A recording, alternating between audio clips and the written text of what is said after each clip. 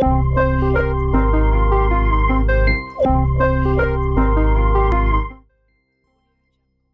this lecture, we'll take a look at dependency injection. So in simple words, it means adding a class instance to another instance using the class constructor.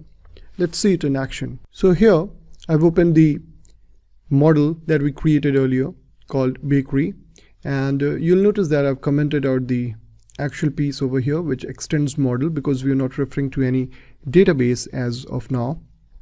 And that's the reason we have all our methods over here like all and get.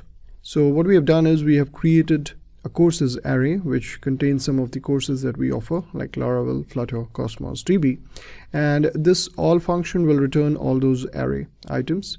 So Laravel, Flutter and Cosmos DB will be returned when we'll be making use of this all method. The get is used to just specifically get one specific item from the array list. Now that our class is set, what we'll do is in our user controller that we created, we'll be making use of this, and we say use app/bakery.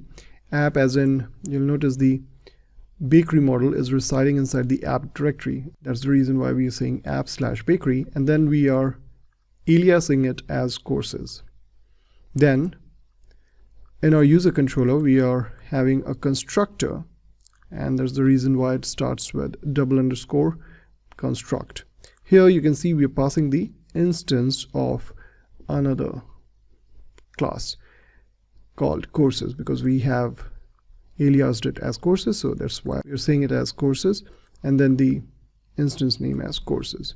Then we are assigning all the courses that we have defined over here inside courses array by making use of the all method in this way, courses all, and this will be assigned to this instance variable courses.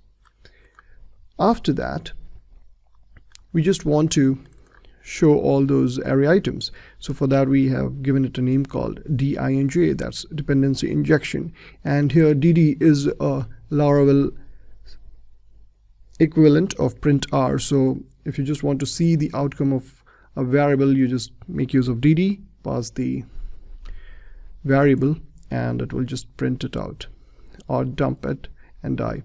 So that's what we are doing over here. We are saying this courses.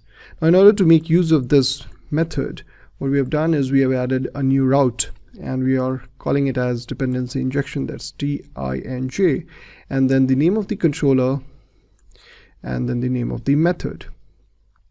So you'll notice user controller has this method DINJ, and that's what we are referring to. You'll also note that by now we have updated the root route as well with the same response array so that the error message that was earlier coming up is resolved. Now here when we run this and we'll access this DINJ, you'll notice that it's returning these three items, Laravel, Flutter and Cosmos DB. And if in future we want to make this data come from a database, then obviously we don't have to make much changes. As you can see, we are already making use of all the models and other stuff. So switching it to a database will not take much time, and the changes will be minimal. So that was an introduction to dependency injection in Laravel.